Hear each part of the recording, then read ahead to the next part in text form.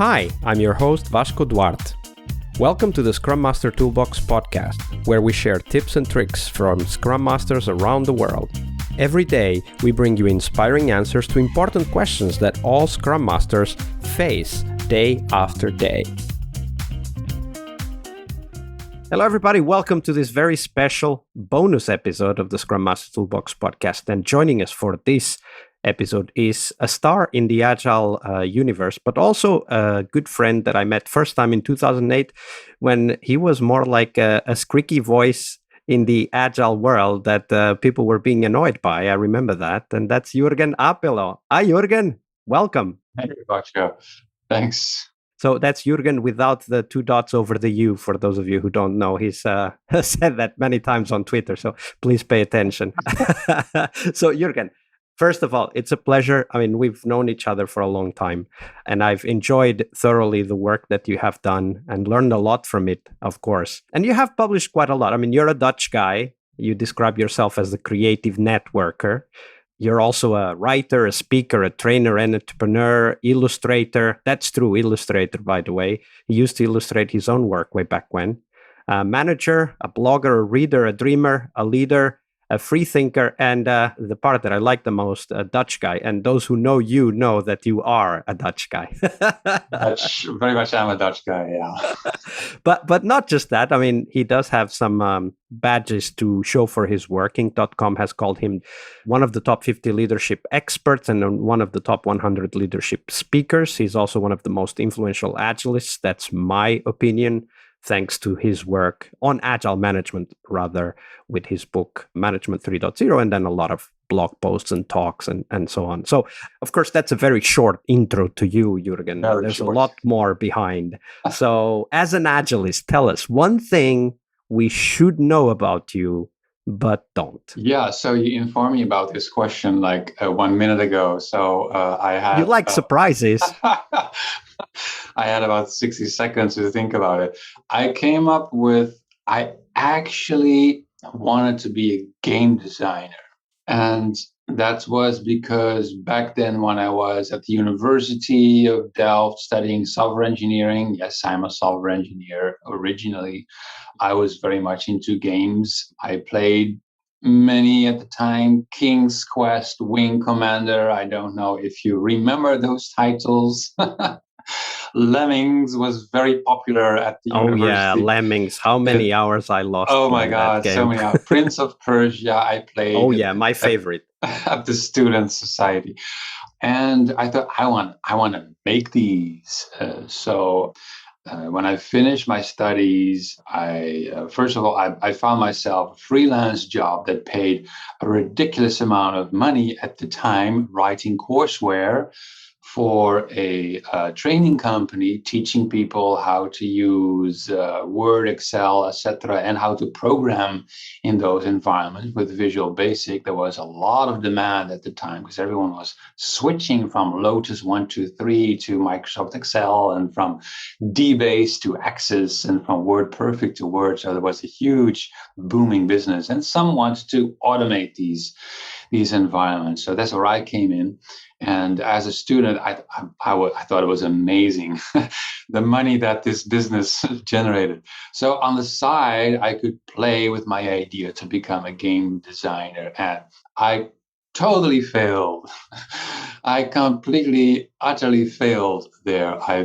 I found some guys who could do drawing and advanced programming, and I even talked with a professional animation studio in the Netherlands. And then I almost got 1 million pounds, I believe, British pounds, promised to me by a games publisher in the UK. But thank God the contract was never signed. Because it would have been a total disaster. I had zero experience whatsoever. Apparently, I had some experience or some talent persuading people to rally around my cause, but I have no experience whatsoever creating games. So in hindsight, I was very, very happy that I didn't end up with a signed contract with this commitment of actually producing a game, because it would have been a total disaster. So So of course that's that's the a big story. surprise for many of us, right? Like Jurgen as a game designer, and the world would be a different place if that would have Maybe, happened. yeah, but that's something we could talk about maybe later on. It sort of comes full circle because I have rediscovered my passion for games and gamification, and applying the ideas to experience design in a broader sense, customer experience, employee experience. I think there is so much that we can learn from games. And so I thought, maybe I am becoming a game designer after all. And I think that will be a thread in our conversation because, of course, we're going to talk a little bit about the work that you have been doing, but also about, a big change that happened to all of us about 2 years ago, almost 2 years ago at the time we are recording. Of course, we're talking about the COVID-19 pandemic. And for you, that meant also a lot of changes. And because you were at that time also starting a company. So you have, I would say, a library in the virtual background. I see a library, right? But you also have a library of insights from the last 2 years, both from the pandemic changes as well as from the work you did as an entrepreneur, as a founder, somebody who was starting a company in the agile space. So what were like 1, 2, 3 key insights from last year that you think Agilists should be aware of and know? Well, one thing that sounds cliche because it's true is never waste a good crisis. As some people know, a lot of my work depended on traveling, workshops, speaking, etc. I remember it was February 2020 when I did my last workshop in Melbourne, Australia. On the way there, I had a stopover in Hong Kong, and I saw these people everywhere walking around with face masks, and I had never seen something like that before. It was a bit eerie because it hadn't reached Europe yet at the time. It was just in the southeast of China. So that was odd. And then I did my workshop, and then on the second day of the workshop, someone came to me and said, "We just got notice from a company that we're not allowed to come back to the office anymore because we met you." I was suddenly a suspicious person for that organization because I was a foreigner. Who knows? I might have brought the virus. Well, those were the people who brought it, right? Like they were people coming from abroad. Yeah. Oh, obviously, foreigners did that everywhere. And I thought it was funny and weird at the same time. And then on my way back, the first of my events further down in my calendar got canceled, and then more and more. It was like dominoes falling over. All of them toppled, and everything was wiped out of my calendar for the rest of the year. And I was like, "Oh my God, what is going on?" So different people have different experiences. For me, fortunately, I had just moved into a new house a couple of months earlier. We moved from Brussels back to Rotterdam, which is actually my hometown, where I was more or less born and raised, you could say. And well, that opened opportunities. I learned how to paint walls You and even everything. created a blog That post on painting 3.0. Exactly, yes. So that opened some perspectives there. And otherwise, I would have hired a painter, but now I painted my house myself, which is nice. That's the IKEA effect, right? That having your own time investment in something means that you cherish it more. I now, when I'm in my bed and I look at the walls and the ceilings, I think, wow, I painted this myself. It looks so good. I wouldn't have that if somebody else had done that and I had paid that person. So that's a positive thing. You don't never waste a good crisis. The other hand, I also invested time and effort in new experiments. Many others of my kind basically moved their courses online, for example, and that meant that instead of sitting in a class for 2 days, you would be hanging out on Zoom 4 times, perhaps 3 hours in a row. That is what many trainers have done. And to be honest, I didn't want that. I didn't want to do training that So way. that's actually a big insight. We were talking about it in prep, which is this idea that when a crisis comes up, we necessarily do a lot of experiment because we need to figure out, what works.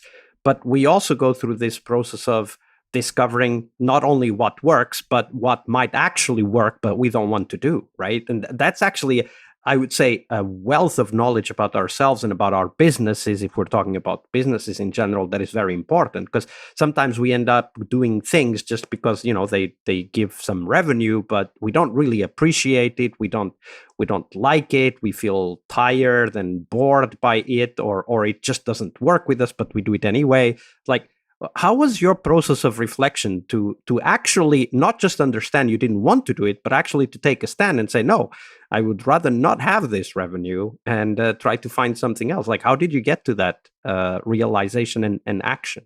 Good question. I already knew I like online meetups when they're short, when they're not more than an hour, and then I can take a break. Then I can do something else. I don't want them to last an entire morning or an entire afternoon. I would hang myself, for figuratively speaking, if it would take that long. If it's 2 times 1 hour per day, that's manageable. I can do that, and then I can enjoy it. Then I can focus on that 1 hour, do one exercise, have one discussion, and then after an hour, done. So I thought, and that was my attempt at innovation. I thought, okay, what if I cut my 16-hour workshop into 16 individual 1 hour segments that people can sign up for individually, but then it is really hard to plan for people if I have 16 time slots in a row. Like, it is already difficult for trainers to have people to sign up for 4 big time slots in a row, because then people say, well, the third time slot is impossible for me because then it is my daughter's birthday or whatever. And they have all these logistical nightmare around online sessions. So I thought, I'm going to the other extreme. I'm going to organize many individual slots, many individual meetings, but I'm going to repeat them again and again and again. So the same exercise that I do on Tuesday morning, it will happen again a couple of weeks later on Thursday afternoon. And if you cannot attend that one, it will happen on a Monday night in the next month. And then people can choose. Okay, they know that they have to collect their 16 sessions, but they will attend anytime when they are available, when they do not have a birthday or whatever is going on. So I set up this elaborate schedule of a couple of workshops that I did physically in person. I have the online versions of that. I tweak things so that I could do things more easily online. And then I had this calendar with many sessions across the different workshops. And I had people sign up to whatever time slots they had that matched with their calendars. And overall, I did 200 different meetups over 6 months. And that was fun. It was also a lot of work. Most meetups actually went ahead as scheduled because I had this interesting setup where basically anyone could join, but those who were paying for a workshop, they had precedence. Of course, they had priority because I was organizing it for them.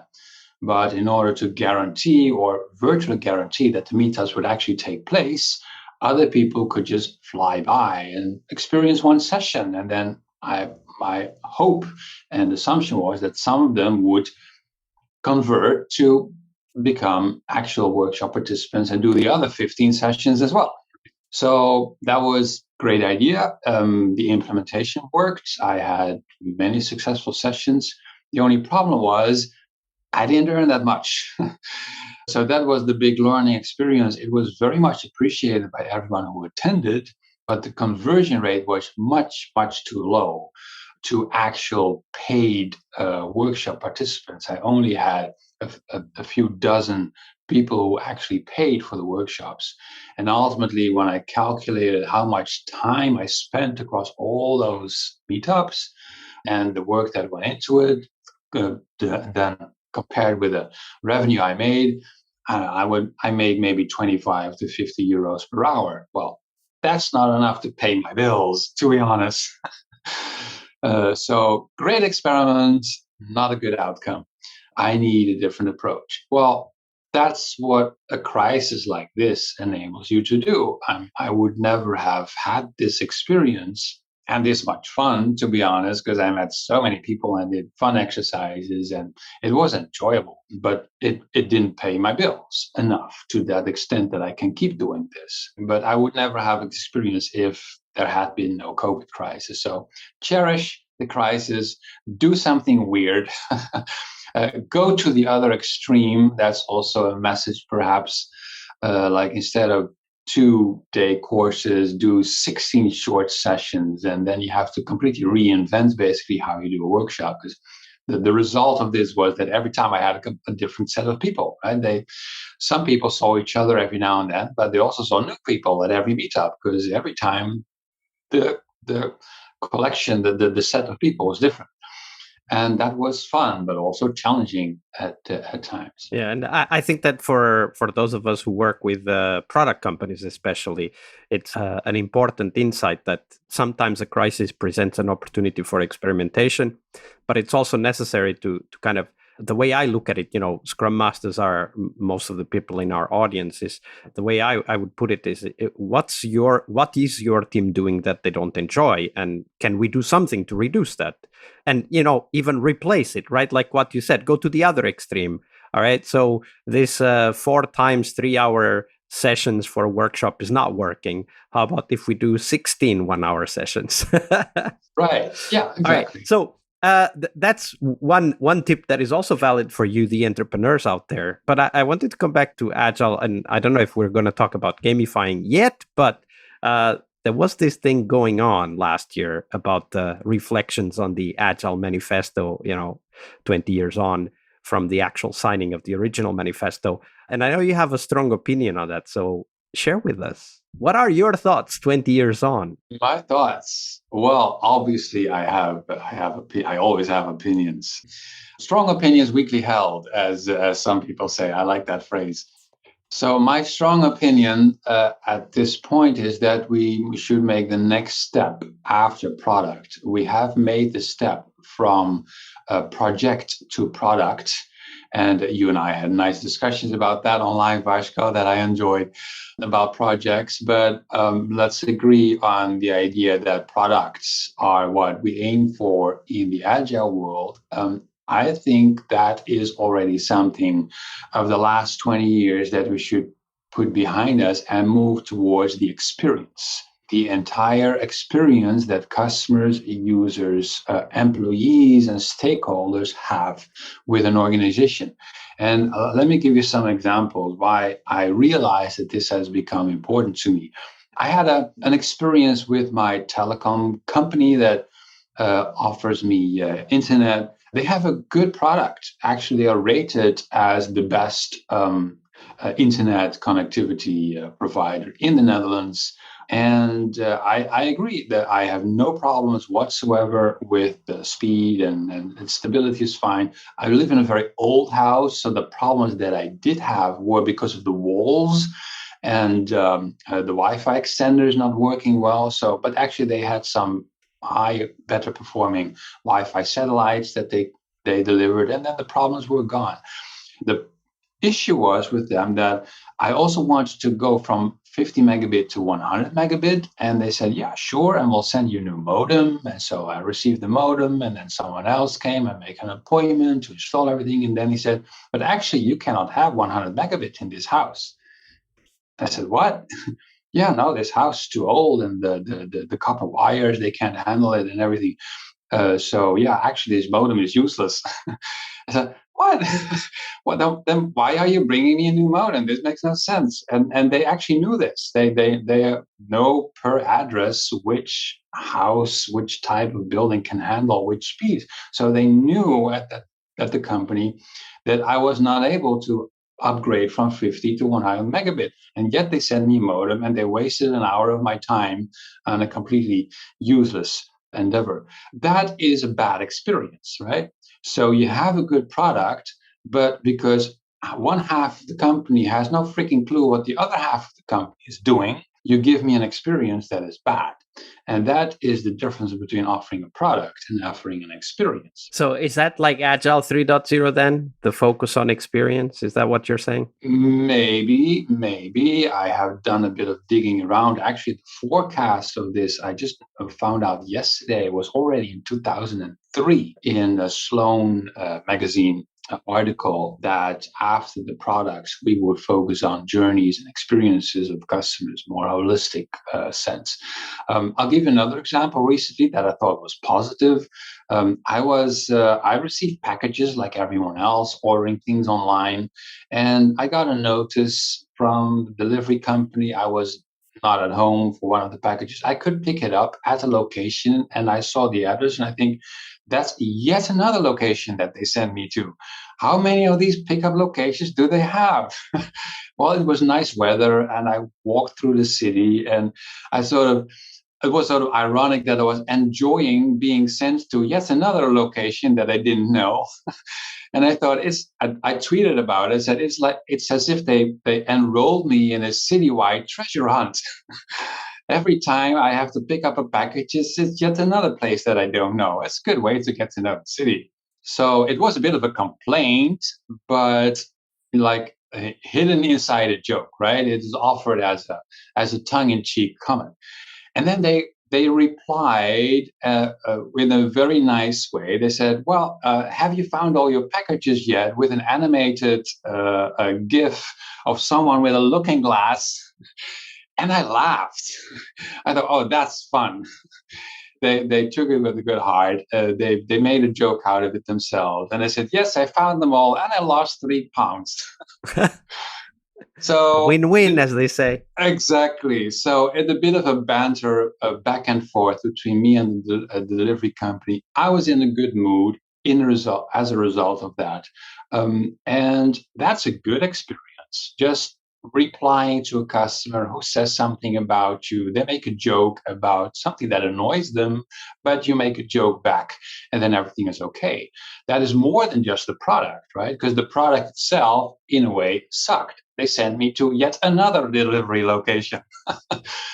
But overall, the experience was turned into a positive one. And that, I think, is something we need to realize, that ultimately what people end up with is good memories of experiences or bad memories of experience, because people tell these stories to each other. I tell the stories of my telco provider. I tell the stories of the delivery company to other people. And that's important to realize. Absolutely. And I guess that now it's time to do the full circle, because of course part of the experience is the concept of gamifying an interaction with a product or a service. And you've done a lot of experiments also in this. I mean, you had a whole company that was trying to use the principles and ideas of gamification for training. So what have you learned about gamification in building that experience? Well, what I have learned is that I've barely scratched the surface, Pascal. As I keep saying, with games, the people who make games are probably the most talented people on the planet in terms of product management and product design, because they have to convince us to waste our time using a product that doesn't solve any problem for us. Because when I need a new vacuum cleaner, I have a need. I need my house to be clean. So there is already the need to have a new vacuum cleaner. And then I will read the reviews and whatever. But fact is, I'm going to buy a vacuum cleaner. I do not need exploding kittens or Flying Wingspan Angry Birds. or Angry Birds or whatever. I don't need none of them. I don't need any of them. So they have a starting position that is behind all the other products and services out there. And yet they come out ahead very often. We play games and that we prefer those experiences over other products and services. So game designers and game producers know everything about making us happy, giving us great experiences. And there's a lot of knowledge and a lot of theory into game design of how to offer people enjoyable experiences with each other, with others. And I think we need to dig into that. This is called gamification, borrowing those concepts and applying them in other contexts, such as customer experience, employee experience, stakeholder experience. It could be suppliers and shareholders and whatnot. They also have an experience with the organization. So for me, I see that as the next thing after the move from project to product, because when people focus on product, or sometimes they call it the solution, okay, as they say in lean startup language, love the problem, not your solution, for example. That's all very fine, but not everything is really a problem to solve, right? Netflix is not really solving a problem for me. It's just wasting my time in a very enjoyable way. Yeah, so it kind of reminds me that idea, like many people have used this term of customer delight, and usually when we talk about those things that deliver delight, they are things that are not necessarily linked to the solution. So solving that problem more efficiently or whatever, but they are linked to, as you called it, an experience. So I'm of course reminded of the Google Doodle, which lots of people see and kind of identify with that brand. And for those of you, like the Olympics ended about a month ago or so, and those of you who visited Google were presented a game that you could play about Olympics, right? And those things kind of stick in people's memories. They don't necessarily solve a problem, but they create a relationship between the product and the user of the product. Like, as you said, right? They convince you to use the product even though you don't really need it at all. Exactly. Yeah. So, yeah, as I sometimes said, maybe a bit tongue in cheek, but we should rename the product owner to experience owner and rename the product backlog to experience backlog, because maybe that will allow us and our teams to have a bit more of a holistic view over what is actually the entire journey, the customer journey that we are offering. And that means that we have to include design thinking, service design, human-centered design. We already know quite a lot about these things, actually, that we are just starting to learn about in the Agile community. All of that becomes one thing. And then we need to realize that actually finance and marketing and service and support, they're also part of the experience. I mean, you probably have that have encountered the problem as well, where there's a great product, but getting the invoice as evidence of your purchase is just a nightmare. Where you have to log into a tool and dig down into several menus until you find a PDF that you can download, and you're 5 minutes ahead until you actually 5 minutes further until you actually have the receipt. Why not email it to me, for God's sake? Like automatically, you mean? Yeah, I mean, you know that I purchased something. Just send me that evidence instead of requiring me to do some forensic analysis of your tool to find my receipt.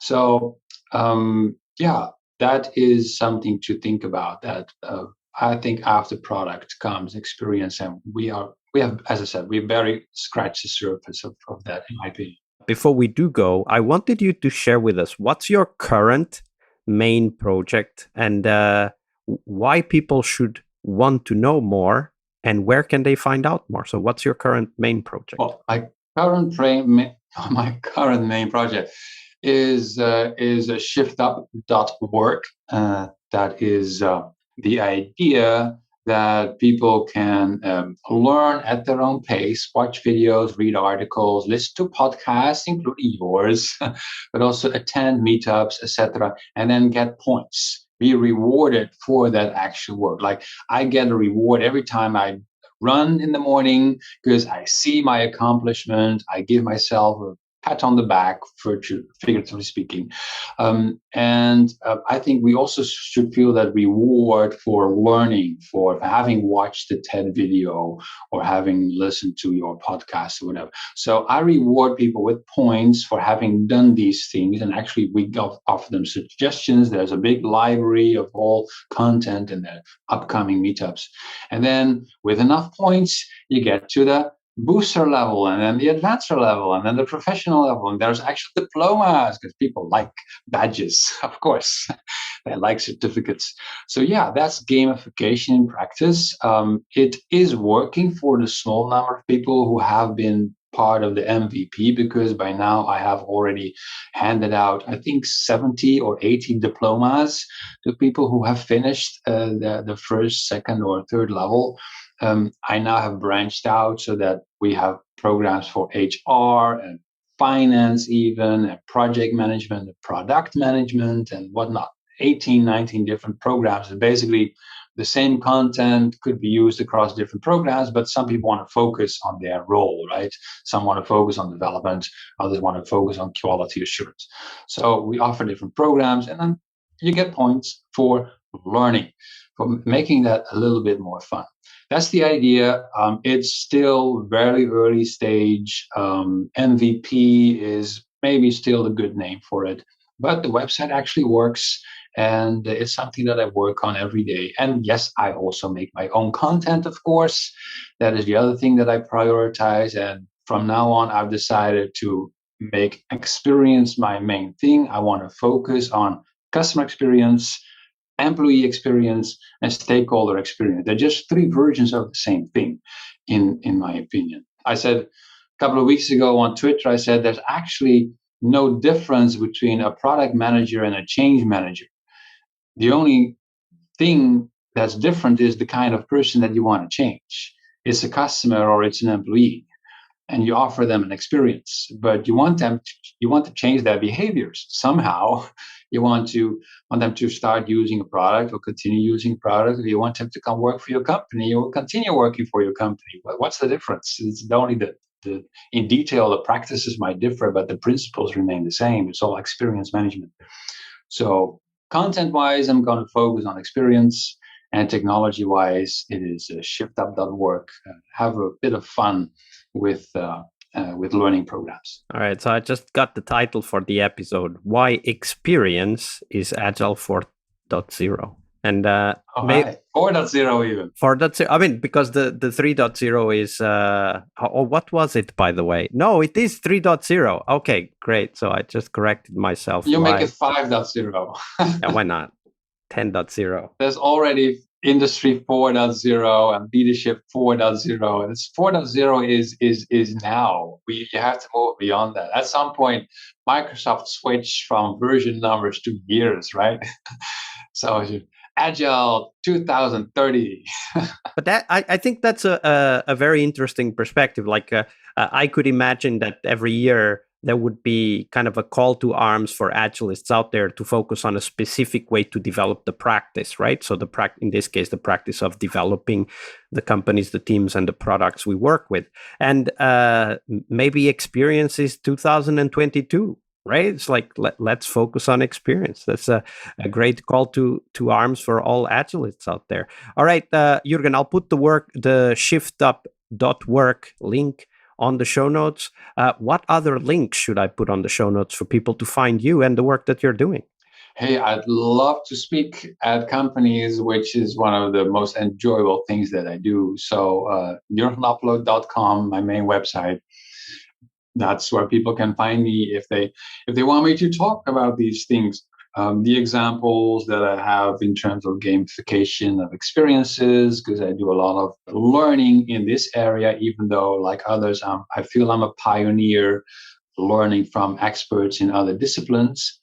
But I love to do more talks, whether it's online webinars or physical. Actually, I prefer in person because I would love to travel again. That would be awesome. I have a couple of local events upcoming this autumn. So thank God things are slowly going back to as I have experienced them before COVID. But either way, online, in person, whatever, just contact me. Absolutely. So jurgenappelo.com. The link will be on the show notes. And of course, book Jurgen as a speaker. Jurgen, it's been a pleasure. Thank you very much for your generosity with your time and your knowledge. Thank you for inviting me, Boško. Hope to see you again soon in real life. In real life. Absolutely. We really hope you liked our show. And if you did, why not rate this podcast on Stitcher or iTunes? Share this podcast and let other Scrum Masters know about this valuable resource for their work. Remember that sharing is caring.